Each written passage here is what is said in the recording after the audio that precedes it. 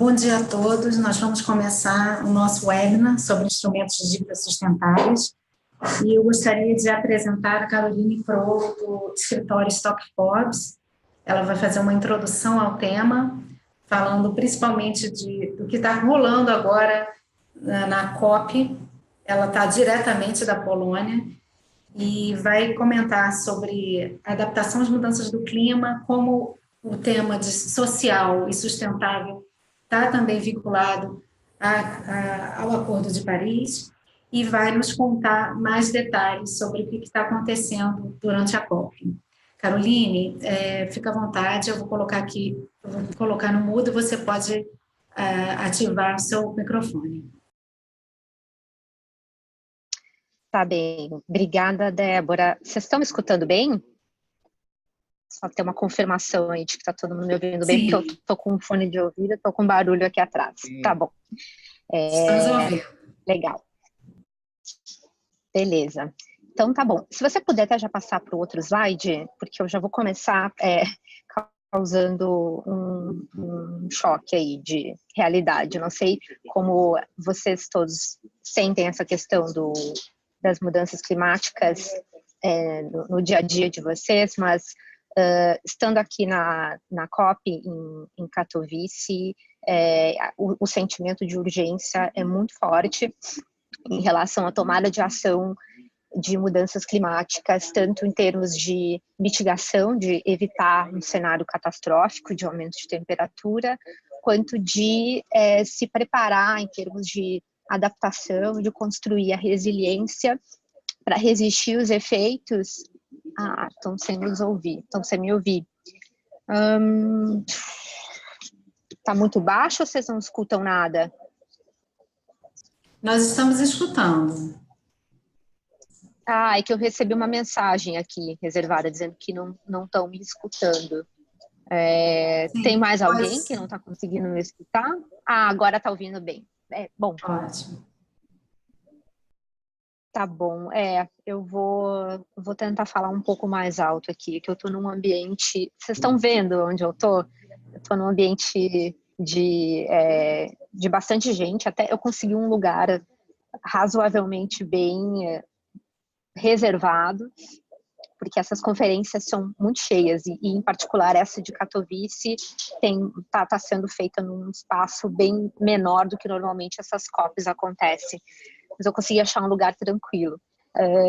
Enfim, mas retomando, o que a gente queria, acho que o que eu queria talvez passar para vocês já de começo, por isso eu coloquei essa mensagem na abertura, a mensagem do secretário-geral da ONU, o senso de urgência de tomada de ação, tanto de mitigação quanto de se preparar para os efeitos perversos das mudanças climáticas que a gente já está vivendo e que vai, com certeza, viver em um maior grau nos próximos anos. Essa é a mensagem aqui, uma mensagem muito forte. Eu acho que vocês talvez tenham acompanhado alguns acontecimentos da conferência recentemente, principalmente porque o tema Acordo de Paris ficou muito em evidência com algumas declarações do presidente Bolsonaro, né? Agora com a nomeação do novo ministro do Meio Ambiente. Então, imagino que vocês tenham um pouco de noção aí do que eu estou falando, de como esse tema hoje está muito quente, né? Tá provocando reações muito quentes dos dois lados, seja de quem realmente percebe que essa agenda é muito urgente, quanto da resistência, talvez muito pequena, mas muito significativa de alguns líderes mundiais, né? Mas então, o contexto estamos em negociações da COP, a Conferência das Partes da Convenção de Mudanças Climáticas da ONU. Essa é a 24ª reunião de uma convenção que começou em 1994, né? A convenção foi assinada no Rio de Janeiro, no Brasil, em 1992, e de lá para cá ela gerou um protocolo de Quioto, em 1997, e agora em 2015 o Acordo de Paris. Eu já vou entrar para falar disso, mas só para vocês entenderem o contexto, nesse momento a gente está em Conferência das Partes, que é como se fosse uma Assembleia Geral de todas as partes membros da convenção, que acontece todo ano, ao final do ano, em algum lugar diferente do mundo. Esse ano é em Katowice, na Polônia. Os países eles se oferecem para hospedar a conferência e acontece sempre um rodízio de regiões do mundo, né? Esse foi o ano da Europa e ano que vem é o ano da América Latina e Caribe, e o Brasil acabou, como vocês sabem, desistindo de sediar, e tinha se ofertado para fazê-lo, acabou desistindo nesse contexto político complicado. A conferência aqui vai até o dia 14 de dezembro, ela começou no dia 2, normalmente são 2 semanas. A primeira semana é uma semana mais de negociação técnica, de se discutir o texto das decisões que vão ser adotadas, e na segunda semana esse texto é negociado num nível mais alto de tomada de decisão entre os ministros mesmos, os chefes de Estado dos países. No momento, enfim, então estamos começando a segunda semana, a gente tem aqui hoje um papel muito importante de mais do que em outras conferências do passado. Essa conferência em particular tem uma importância porque vai ser a primeira conferência de tomada de decisões do Acordo de Paris. Então, o Acordo de Paris, a gente até pode passar para o próximo slide, eu acho, Débora. O Acordo de Paris entrou em vigor em novembro de 2016, foi adotado em Paris em 2015, né, as partes todas lá em Paris adotaram um gesto ainda político o acordo, e em novembro de 2016 é que ele entrou em vigor, mas ele entrou em vigor ainda sem ter nada montado, sem ter nenhuma estrutura, nenhum órgão de implementação, não ter nenhuma substância dos procedimentos para que todas as medidas que estão previstas nele sejam implementadas. Então, o que se começou é uma construção do que foi chamado de livro de regras de Paris, o Paris Rulebook. Então, nessa conferência em particular, esse Paris Rulebook está sendo negociado, está sendo escrito, e vai ser adotado no final dessa semana mesmo, até o dia 14 de dezembro. Mas eu vou falar, acho que eu vou contextualizar o que está acontecendo aqui na COP ao longo da conversa, porque as coisas se misturam um pouco. Acho que o primeiro talvez tenha que colocar todo mundo na mesma página sobre um pouco do que prevê o Acordo de Paris, afinal de contas, e principalmente contextualizando com essa questão da adaptação às mudanças do clima.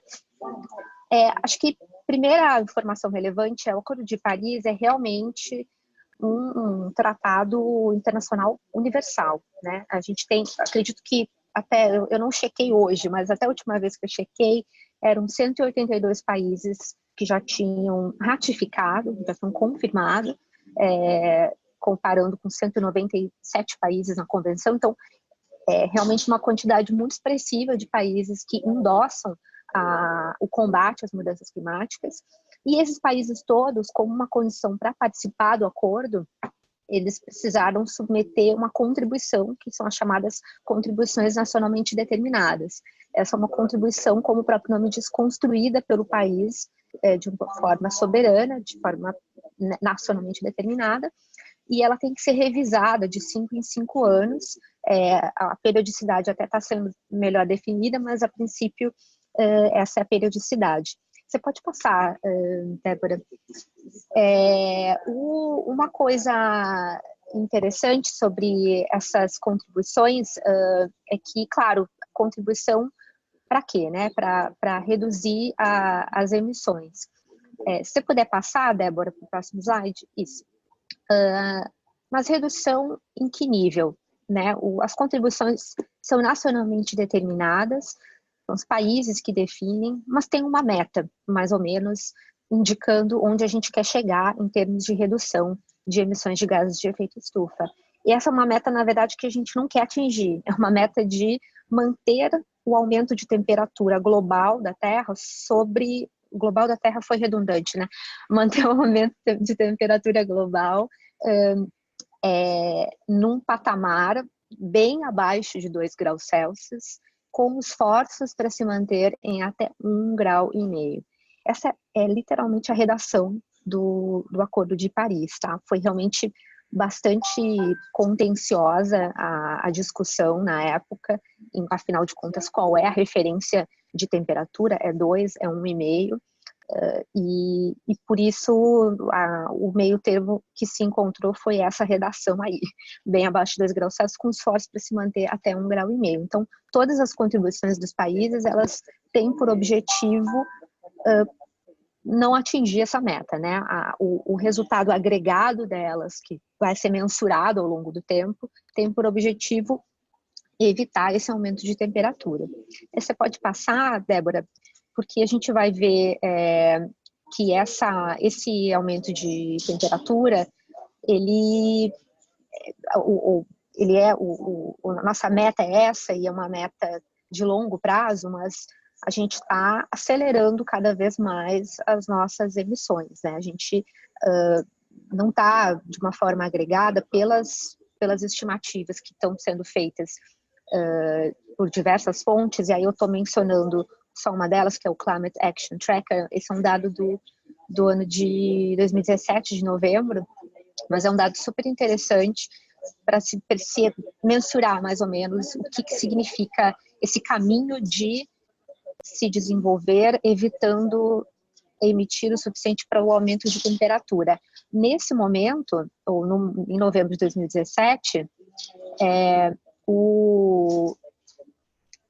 novembro de 2017, o que nós tínhamos era esse cenário de uma quantidade de contribuições nacionalmente determinadas que não era suficiente para evitar o aumento de temperatura. Então, se vocês olharem para o termômetro, vão ver que a soma dos pledges, das contribuições oferecidas pelos países, chegou a 3,2 graus Celsius de aumento de temperatura, enquanto que a gente tem essa meta de 1,5 graus até bem abaixo de 2 graus Celsius. Então, ficou muito claro que a gente não estava chegando nesse caminho. E pode passar para a próxima, Débora? E acho que culminou realmente para caracterizar essa lerdeza da nossa ação climática foi o relatório do IPCC, um relatório agora de outubro de 2018, que previu realmente um cenário bem catastrófico em termos de a gente chegar aí nessa temperatura. Previu que em 12 anos, se as emissões continuarem como estão, a gente vai chegar no 1,5 graus. E 1,5 graus, mais do que isso, esse relatório mostrou que 1,5 graus, em comparação com o cenário de 2 graus, é um cenário muito melhor. Então, em vez de direcionar as nossas políticas para os 2 graus Celsius ou para bem abaixo de 2 graus Celsius, talvez a gente devesse realmente repensar em direcionar para 1,5 graus, porque o relatório ele mostra com muita clareza e mensurando até em números a quantidade de desastres a mais, de efeitos nefastos a mais que a gente vai estar sujeito se seguir por um caminho de 2 graus Celsius. Então, é muito interessante, eu recomendo que vocês procurem aí alguns dados a respeito. O Observatório do Clima fez um resumo bem interessante, até está nesse quadro aí da direita, em termos de comparação aí dos cenários de 1,5 graus e 2 graus Celsius. Pode passar para o próximo, Débora. A questão, e acho que a mensagem que eu quero passar aqui, porque eu acho que eu já estou provavelmente me saindo do tempo, a Débora vai ter muito mais para contar em termos de como se pode tomar ações concretas para a adaptação às mudanças climáticas, mas acho que é trazer a reflexão para todos de que esse não é um cenário se acontecer ou não é uma possibilidade, isso é uma certeza, né? A gente tem que trabalhar agora com a realidade das mudanças climáticas que se está vivendo hoje e que vai aumentar no passar dos anos. Principalmente agora que a ciência nos traz esses dados, é muito difícil não tomar ação, enfim, não tem como você tomar ação sem consciência, né? A gente tem a consciência e não só consciência de tentar evitar de alguma forma, de tomar algumas ações de descarbonização da economia, mas, em principal, e acho que o foco da nossa conversa é tomar ações para se adaptar, porque se adaptar requer planejamento, requer investimento, e é uma realidade que está muito próxima da gente, né? Então, se você puder passar, Débora, acho que a primeira pergunta é como se adaptar às mudanças climáticas que a gente está vivendo. Por isso eu coloquei a imagem dos incêndios, porque acho que é muito claro que a gente está vivendo isso a partir desses exemplos concretos que surgiram recentemente bastante na mídia, acho que dos incêndios na Califórnia, os incêndios na Europa, em Portugal, na Grécia, as ondas de calor no Japão. Tem muito dado concreto da nossa vivência hoje com relação aos efeitos do clima. Mas também tem um cenário futuro de planejamento, de desenvolvimento. Desenvolvimento ele tem que ser de baixo carbono, mas ele também tem que ser de um desenvolvimento resiliente. Vocês vão ver até que é um termo que o Acordo de Paris utiliza. Desenvolvimento resiliente é o desenvolvimento que se preocupa em criar resiliência na infraestrutura, nas políticas públicas. E aí acho que a gente pode até passar já para o próximo slide, Débora.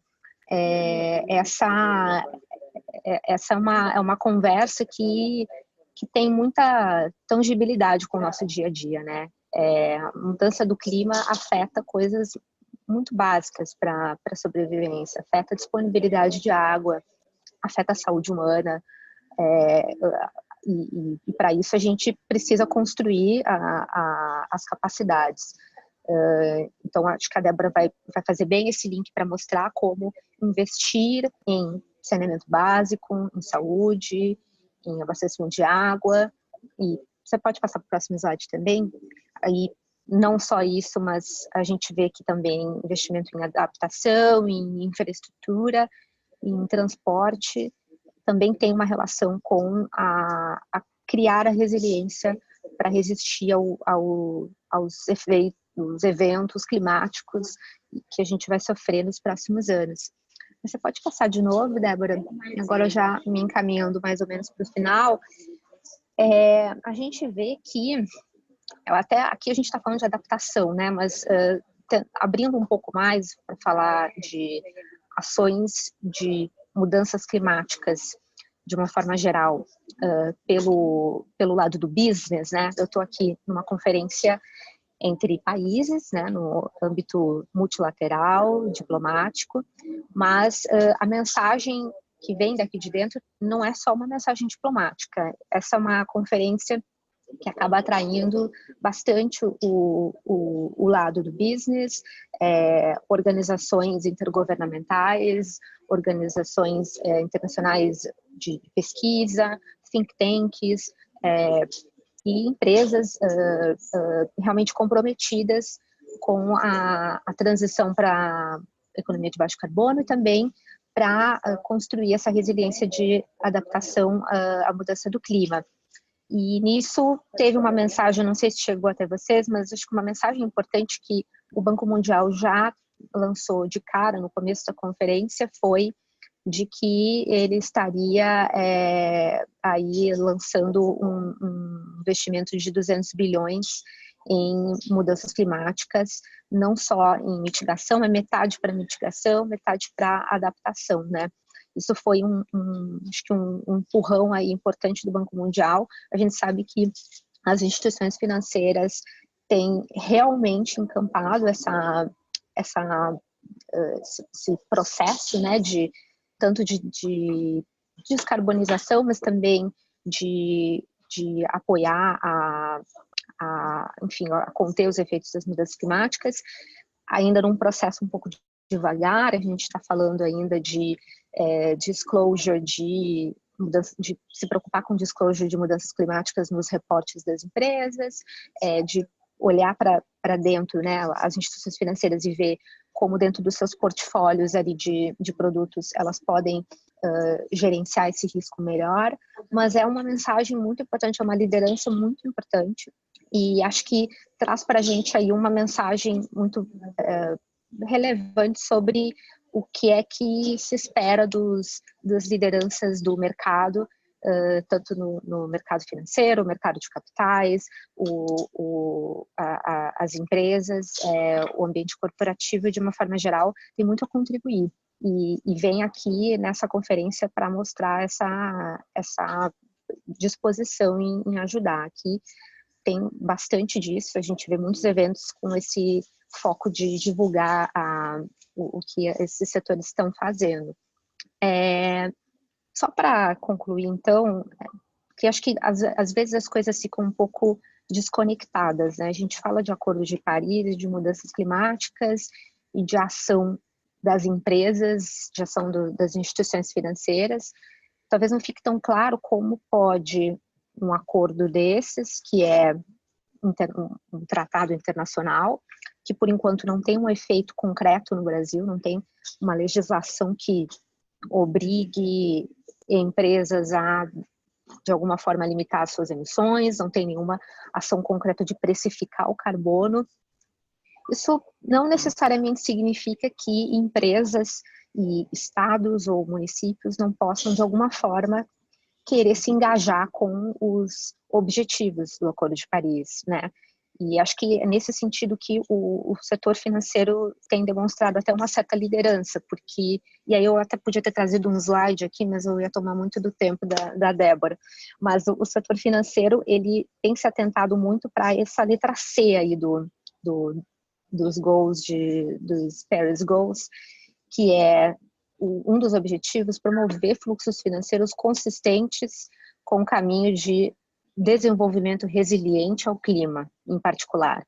Então, o setor financeiro encampou essa ideia. Isso foi um statement mesmo do Michael Bloomberg. Aliás, não foi do Michael Bloomberg, mas foi no contexto lá da criação do Task Force de riscos de mudanças climáticas pelo Financial Stability Board. Eles fizeram referência expressa a essa meta de Paris, ou seja, isso é as instituições financeiras tomando para si também a responsabilidade de implementar o Acordo de Paris, né? E então, acho que seguindo um pouco do exemplo das instituições financeiras, não tem nada que impeça que o investidor, a empresa, o empreendedor, o mercado de uma forma geral também resolva encampar para si e fazer os investimentos fluírem nesse caminho aí, como no item B ali, aumentando a capacidade de se conter os efeitos adversos das mudanças do clima, criando resiliência ao clima, e isso acho que a Débora que vai explicar melhor para vocês como fazer. Espero que esse tenha sido um bom link aí com a sua apresentação, Débora. Acho que eu vou me despedir porque eu já falei demais aqui, vou só escutar agora. Obrigada, Caroline. Eu queria só lembrar as pessoas que estão participando que, se quiserem fazer perguntas, podem escrever pelo chat, que a gente vai estar respondendo ao final da apresentação. E eu gostaria de agora iniciar falando sobre os instrumentos de dívida que podem sustentar as metas de Paris e os objetivos de desenvolvimento sustentável. Vocês estão vendo a nova tela? Então, tá ótimo.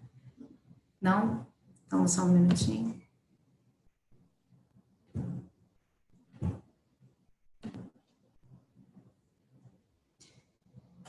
Muito bem. Então, a Caroline falou muito bem sobre os desafios que o Acordo de Paris traz, e a gente gostaria de abordar como que nós podemos atingir as metas de Paris, principalmente no quesito adaptação. Nós vamos falar sobre títulos sociais, títulos sustentáveis. Então, a ideia é a gente cobrir. A gente vai cobrir como a gente pode atingir as metas de Paris e os ODS, os Objetivos de Desenvolvimento Sustentável determinados pela ONU, através de instrumentos financeiros disponíveis no mercado de capitais e disponíveis no mercado financeiro.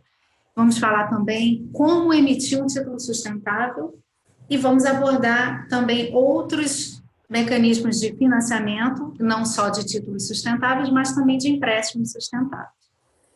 Falando rapidamente aqui sobre o nosso trabalho, a Cital é uma consultoria especializada em finanças sustentáveis e finanças sociais, que atua na América Latina. Nós trabalhamos dando assistência a instituições financeiras a avaliar os riscos socioambientais nas suas carteiras, né? A gente também auxilia na estratégia ESG dessas instituições, na comunicação com os investidores focados em ações sustentáveis, e a gente atua também trabalhando com empresas e bancos na formação, na criação e emissão de títulos verdes, títulos sociais e títulos sustentáveis.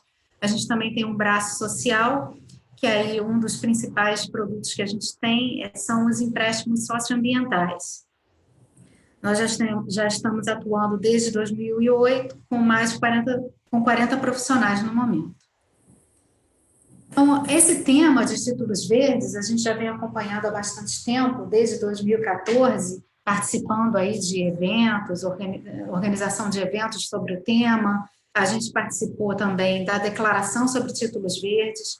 Como já mencionei, nós atuamos auxiliando as empresas na emissão de títulos verdes como avaliador, e estamos envolvidos também em outras publicações, somos membros de iniciativas para a discussão de títulos verdes no mercado brasileiro, e a gente vem trazer aqui também outras publicações, com uma publicação que a gente já divulgou no webinar passado. Quem tiver interesse pode acessar no nosso site, o relatório Não Perca Esse Bonde, no qual a gente fala sobre os projetos que têm adicionalidade climática no Brasil, como vocês podem aproveitar essas oportunidades de investimento, e também estamos apoiando um de fomento à estruturação e avaliação externa de títulos verdes, que está com uma chamada aberta. Aliás, quem quiser participar,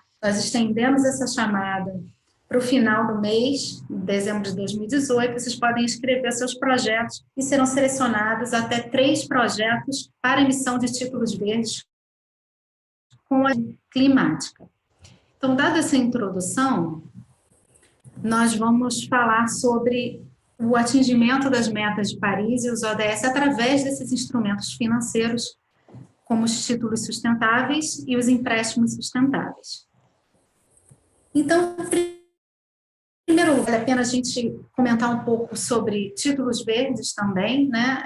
Já existem no mercado já há bastante tempo, né? Em 2018 foi atualizado a referência do ICMA, que são os princípios de títulos verdes, Green Bond Principles, que tem o objetivo de dar o suporte, ter uma referência para a emissão desses títulos que tenham projetos adjacentes com benefícios ambientais claros, né? Então, além dos títulos verdes, para justamente atender essa necessidade que a Caroline mostrou de adaptação, resiliência, nós temos o desafio aí de ter mais projetos sociais atuando sobre uma população mais vulnerável. Então, nesse sentido, surgiu também os títulos sociais, os princípios de social bonds, né, social bond principles, também lançados pelo ICMA, para atender a estruturação, né, para dar uma referência de estruturação de emissão desses títulos com objetivos positivos. A combinação desses 2 princípios de títulos verdes e títulos sociais nos traz um outro princípio, um outro conjunto de princípios que foi definido pela ICMA para os títulos sustentáveis ou os títulos ODS. Então, os princípios de sustentabilidade, eles bebem, na verdade, dos títulos sociais e os princípios dos títulos verdes. Então, nesse sentido, os títulos sustentáveis, ou como a gente também pode verificar no mercado, né, os títulos ODS, os títulos voltados para o atingimento dos objetivos de desenvolvimento sustentável, eles vão financiar um mix de projetos, tanto verdes quanto sociais. Então, como está a situação do mercado de títulos sustentáveis? Então, a gente já falou bastante no nosso último webinário sobre títulos verdes, e os títulos verdes as emissões de títulos verdes já ultrapassaram 470 bilhões desde 2007, e no Brasil nós temos já emissões atingindo 16 bilhões.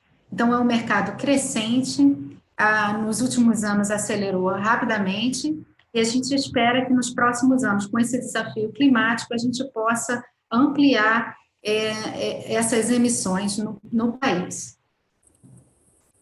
Bom, falando um pouco mais sobre os títulos sociais e os títulos sustentáveis, são mercados emergentes, são mais novos, as emissões iniciaram em 2013, 2014, e aí já contando com um mercado de um tamanho de 15 bilhões para os títulos sociais e 22 bilhões para os títulos sustentáveis. É interessante notar que o crescimento dos títulos sociais tem sido muito grande. No último ano, o crescimento foi de 400%, e o dos títulos sustentáveis de 180%.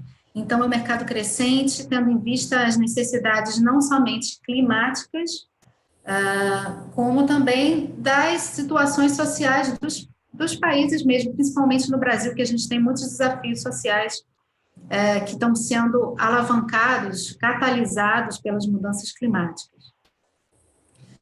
Então, um ponto interessante a ser observado em relação aos títulos sociais é que o principal alvo são as populações vulneráveis, e isso conversa muito bem com a questão que a Caroline trouxe da necessidade de ter uma sociedade resiliente, uma economia resiliente, atuando numa população alvo de comunidades marginalizadas, com desemprego, pessoas que potencialmente podem ser afetadas por deslocamento por conta de alagamentos, por exemplo, no caso das mudanças climáticas. E com isso, como ela também já tinha mencionado, alguns setores são muito relevantes, são carentes de projetos para atingir uma redução, um aumento da resiliência, né, uma redução à exposição às mudanças climáticas, como infraestrutura básica, acesso à saúde, educação, habitação. Então, esses são alguns temas que são cobertos pelos princípios de títulos sociais, os Social Bond Principles, que são uma oportunidade de investimento no país. Então, dando alguns exemplos de emissões de títulos sociais internacionais, a gente vê uma variedade de tipos de emissores. Então, nós temos o governo da Espanha, por exemplo, que emitiu um título social focado na criação e retenção de empregos via pequenas e médias empresas em áreas específicas de baixo desempenho econômico. Nós temos o caso da Danone, que buscou soluções para desnutrição e nutrição para pessoas debilitadas, doentes. E nós temos o caso de um banco holandês que focalizou os investimentos em moradia acessível. Então, você vê que tem uma grande gama de potenciais de projetos sociais e têm sido desenvolvidos por diferentes emissores de títulos sociais. No Brasil, o primeiro título social, ele foi focado em bancar reformas em periferias. Então, foi um título, na verdade, de valor ainda bem baixo, comparado aos títulos internacionais, de 5 milhões. E é interessante notar que o mercado, ele privilegia emissões de maior volume, o que não significa que exista essa necessidade de mais projetos sociais sendo desenvolvidos e tendo o suporte dos títulos sociais no Brasil. Mas é importante mencionar que os títulos de maior valor vão gerar maior atratividade também para o mercado financeiro.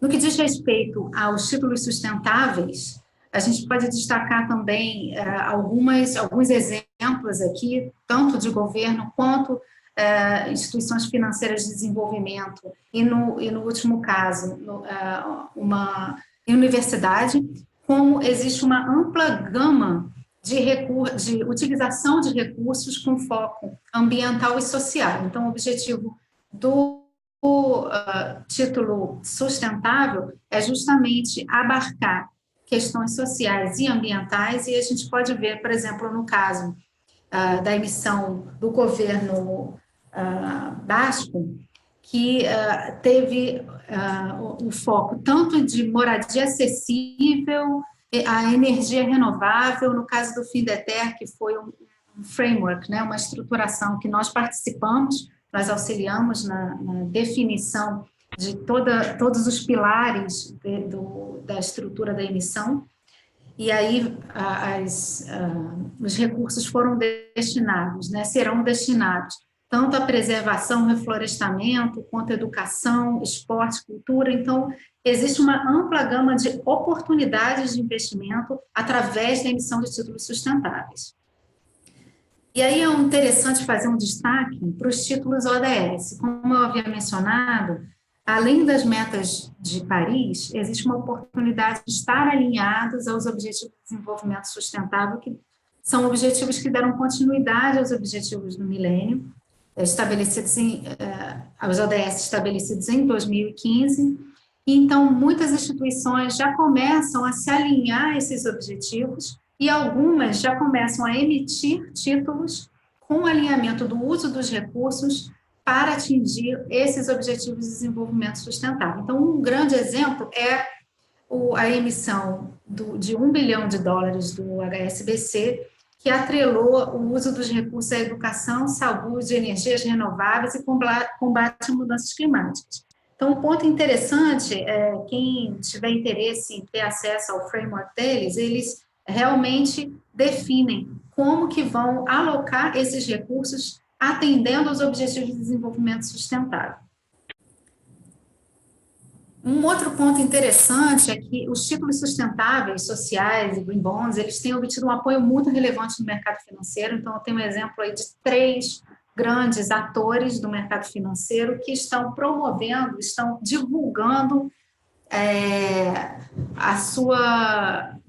o seu interesse e provocando mudança nos outros agentes, querendo provocar mudança nos outros agentes para trazerem mais projetos sociais e sustentáveis para o mercado.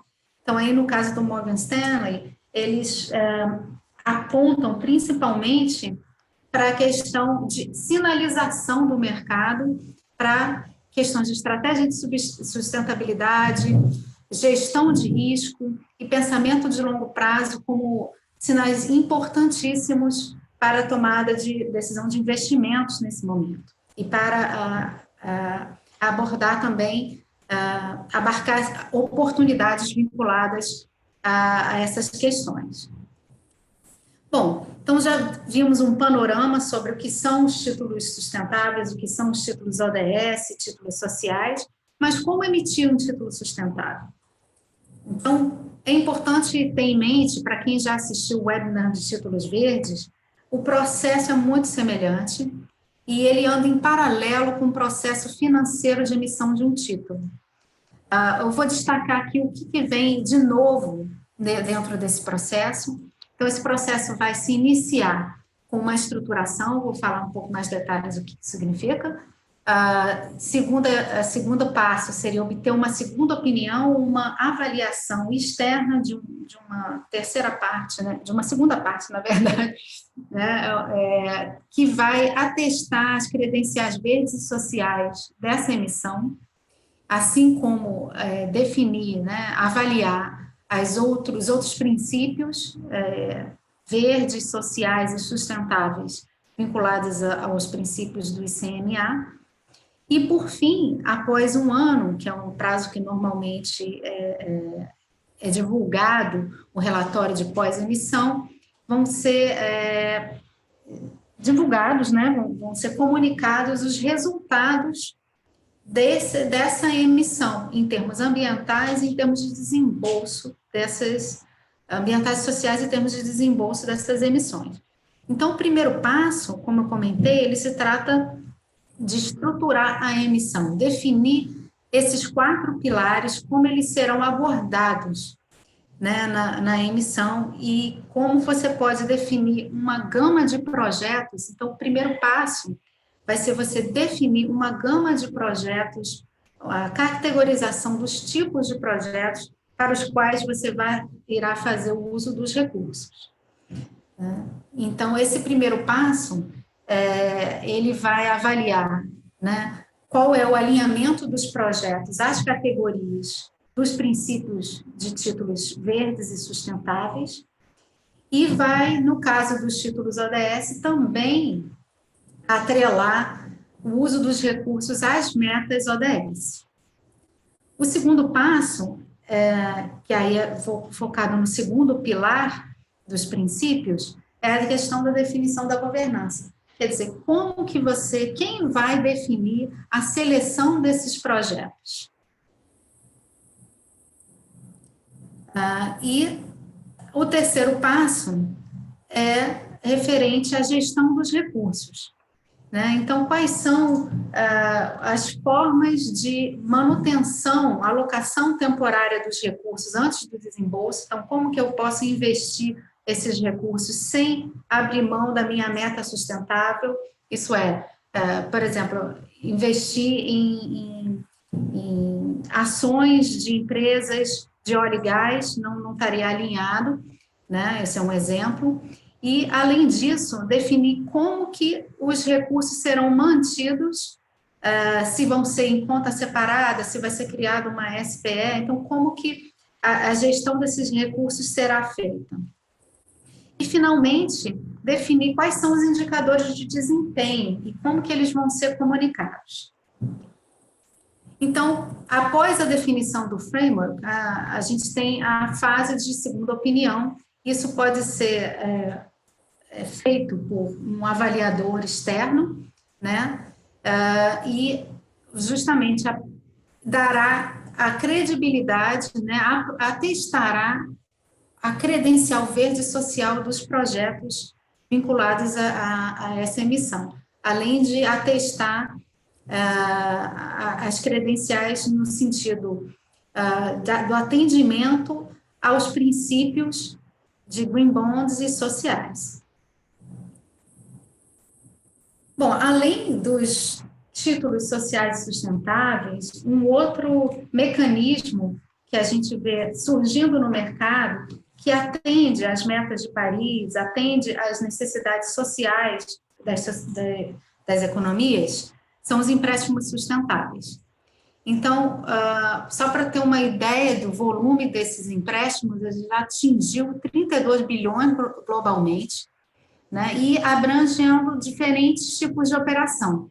Então, esses empréstimos sustentáveis, eles podem ser estruturados como um crédito bilateral, e aí seria um crédito direto com a instituição bancária, pode ser um empréstimo consorciado, onde um grupo de bancos coordenam a operação, sendo que aí que vem o diferencial, um dos bancos coordenadores toma a posição de um agente verde que vai verificar e acompanhar quais são os resultados da certificação, da agência de certificação, né, que vai dar um rating verde ou social relativo àqueles projetos.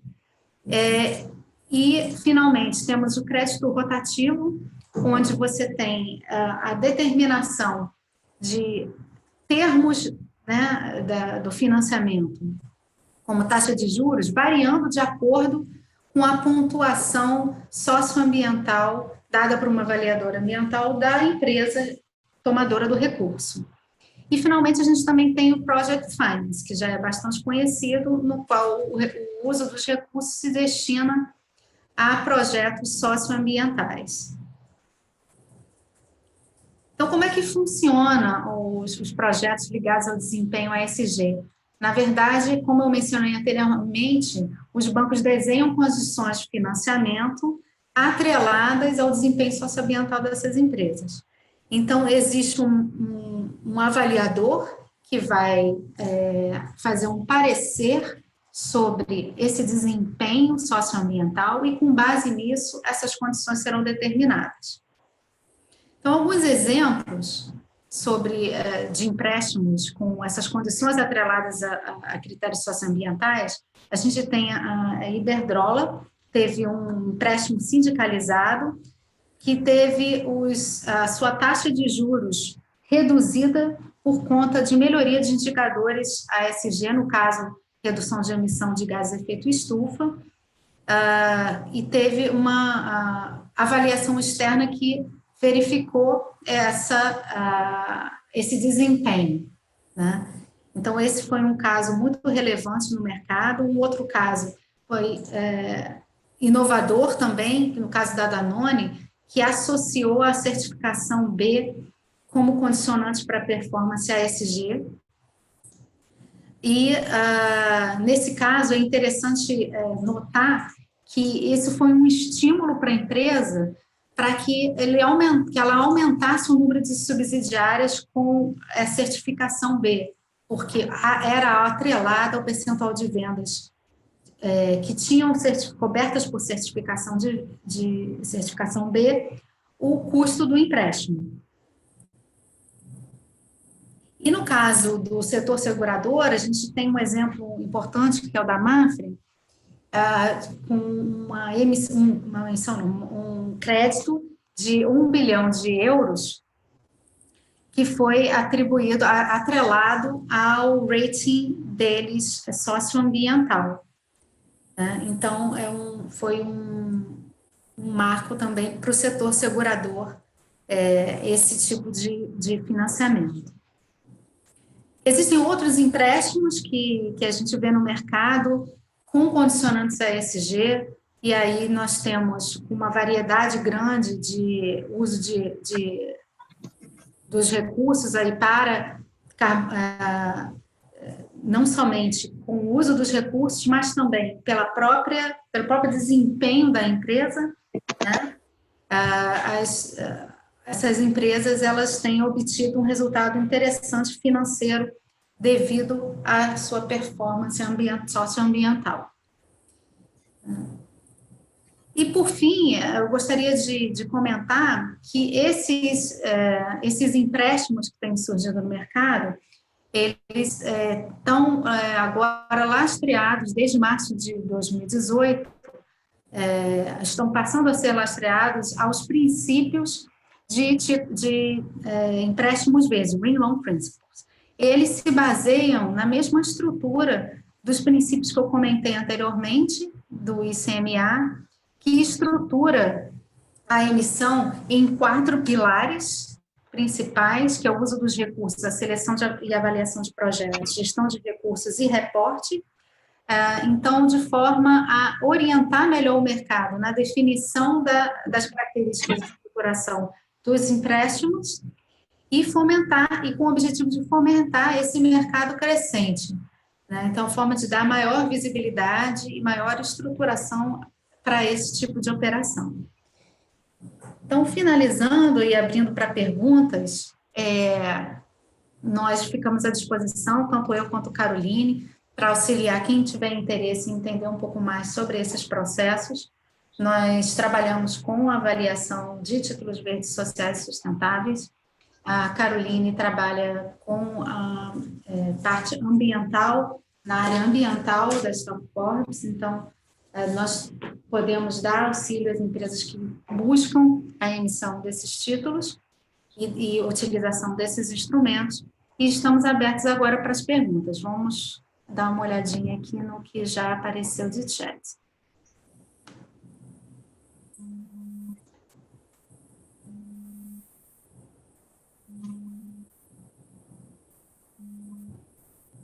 Bom, então tem uma primeira pergunta aqui. Quais são as garantias incluídas na estrutura de uma emissão de títulos sustentáveis, quando esta não é emitida por governos? Bom, um título sustentável, ele utiliza, na verdade, os mesmos instrumentos financeiros disponíveis no mercado. A grande diferença é que você vai dar um selo para esse título. Então, no caso de uma emissão de um título verde, um título social, né, se você estiver utilizando uma debênture, estiver utilizando algum outro tipo de instrumento, as garantias, elas, na verdade, serão oferecidas, não existe um diferencial no mercado ainda para oferecer garantias para esses títulos sustentáveis, mas você tem a disponibilidade das garantias no mercado. Então, existem algumas instituições multilaterais que fornecem garantias para emissões de títulos, até em moeda estrangeira, e então essas garantias estão disponíveis. Tá? A outra pergunta é se esse processo é igual ao de uma emissão de título verde. Sim, é muito semelhante ao mesmo processo, na verdade, e ele anda em paralelo ao processo de emissão no quesito financeiro. Então, você tem a primeira etapa, que é uma estruturação do que a gente chama de framework da emissão, no qual você vai definir aqueles 4 pilares que eu comentei com vocês. E esse framework, ele é principalmente desenvolvido quando você tem uma carteira de projetos, né? Ou então você vai ter a definição de um projeto específico para o qual você vai obter uma segunda opinião, uma verificação externa, né? No caso de um título verde, a diferença é que você tem rating verde, você tem outros, certificação do CBI, por exemplo. No caso dos títulos sociais, ainda não há uma certificação para eles, mas há uma referência, que é a referência dos princípios de títulos sociais desenvolvidos pelo ICMA.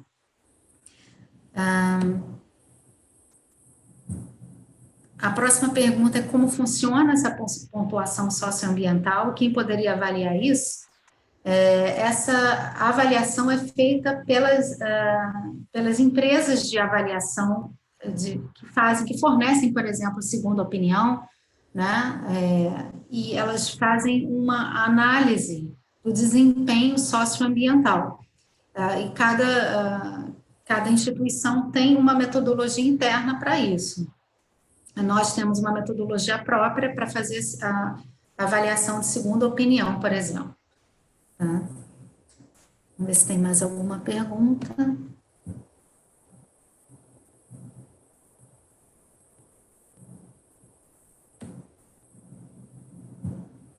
Bom, tem uma pergunta que foi endereçada, eu acho que mais para a questão de financiamentos pela Cital, e aí não se encaixa muito aqui, então a gente vai responder algumas perguntas específicas por e-mail. Vocês podem entrar em contato no meu e-mail, demassolo@cital.net, a gente pode responder detalhes que não estejam atrelados a essa apresentação e que estejam também atrelados a essa apresentação. Ela vai estar disponível, tanto o vídeo quanto a apresentação, para vocês baixarem, e nós ficamos à disposição para mais dúvidas que vocês tenham.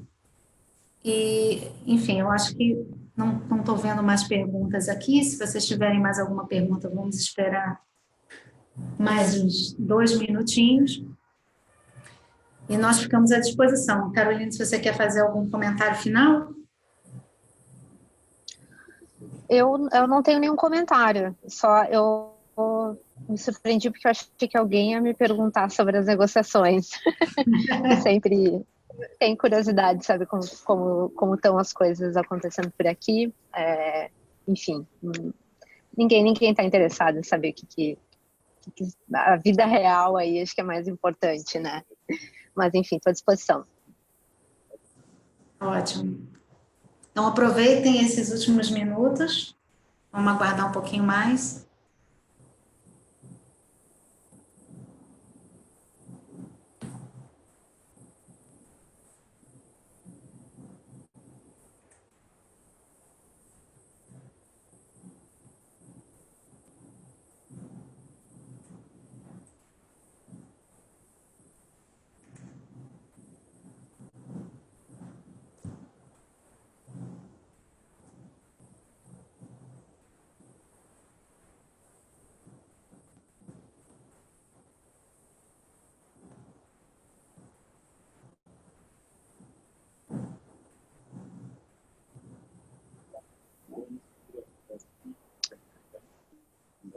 Acho que tem uma nova pergunta aí, Débora.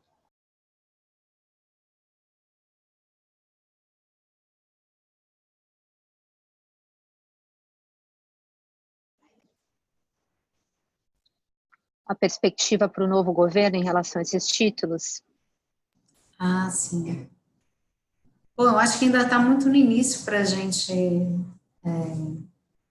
Está ouvindo? Vocês estão ouvindo?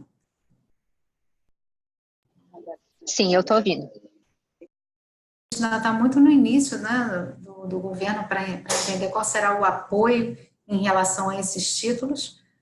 O que a gente tem visto é que existe uma estratégia a longo prazo, por exemplo, do BNDES, de continuar apoiando através de seus fundos voltados para títulos verdes, voltados para emissões de solar e eólica, né? Então, a gente vê o apoio de instituições como o Ministério da Fazenda para incentivar títulos verdes. Eu acho que nessa linha dessa discussão para títulos verdes, podem surgir também iniciativas para títulos sociais e aí títulos sustentáveis.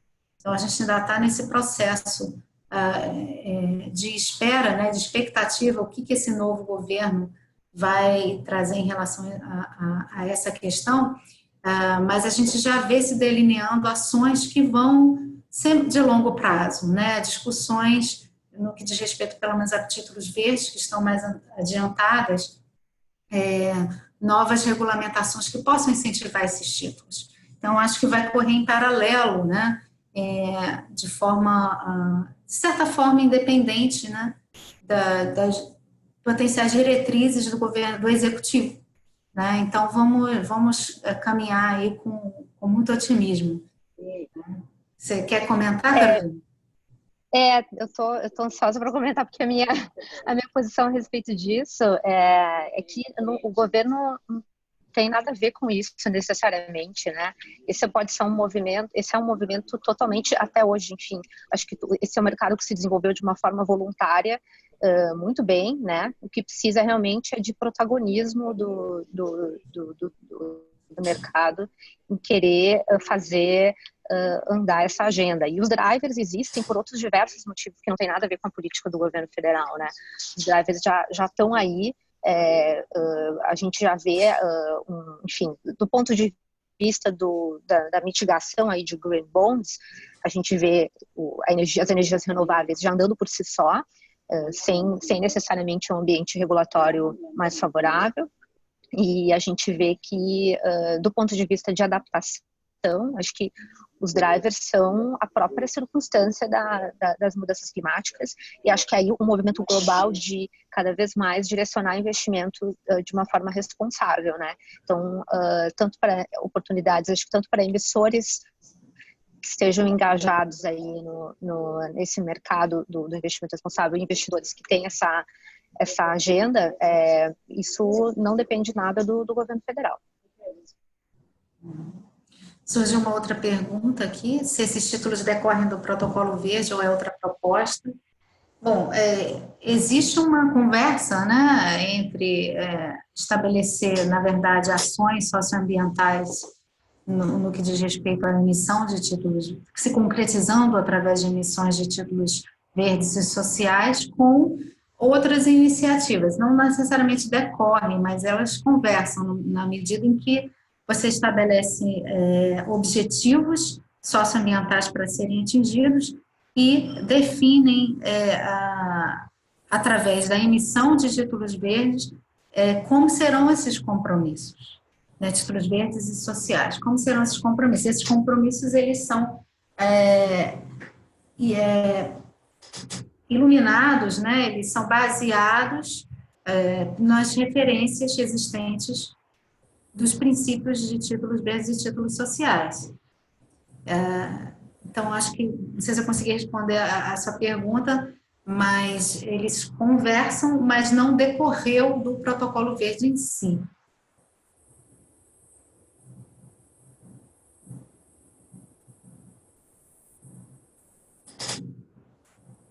Bom, eu acho que a gente já chegou no nosso horário. Quem tiver mais perguntas podem ficar à vontade de entrar em contato diretamente conosco.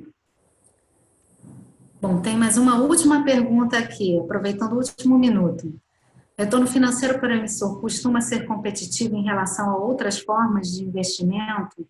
Ou o retorno financeiro talvez menor é compensado com impacto socioambiental positivo?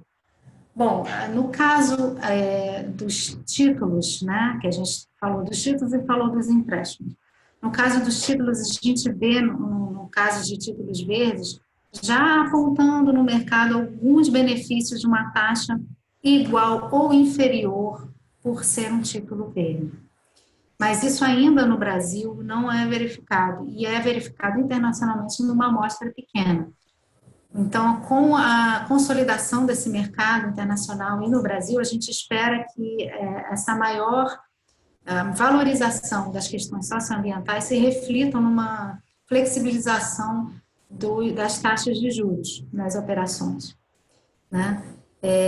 E a gente vê também, nesse sentido, crescente a presença de investidores, principalmente no exterior, dedicados a investir em títulos sociais e ambientais.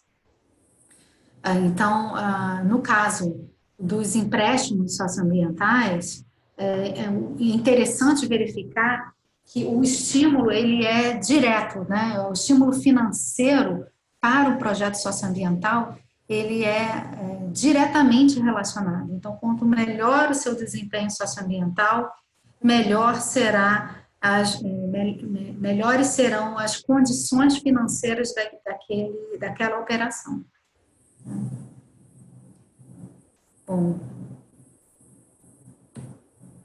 eu acho que com isso a gente pode encerrar o nosso webinar. Agradeço a presença de todos, principalmente Caroline, pela abertura que foi feita. Ficamos à disposição e, como eu já disse, os materiais estarão disponíveis, serão enviados para todos. E nós também ficamos à disposição para eventuais dúvidas. É só entrar em contato conosco. Muito obrigada e um bom dia para todos. Obrigada, bom dia.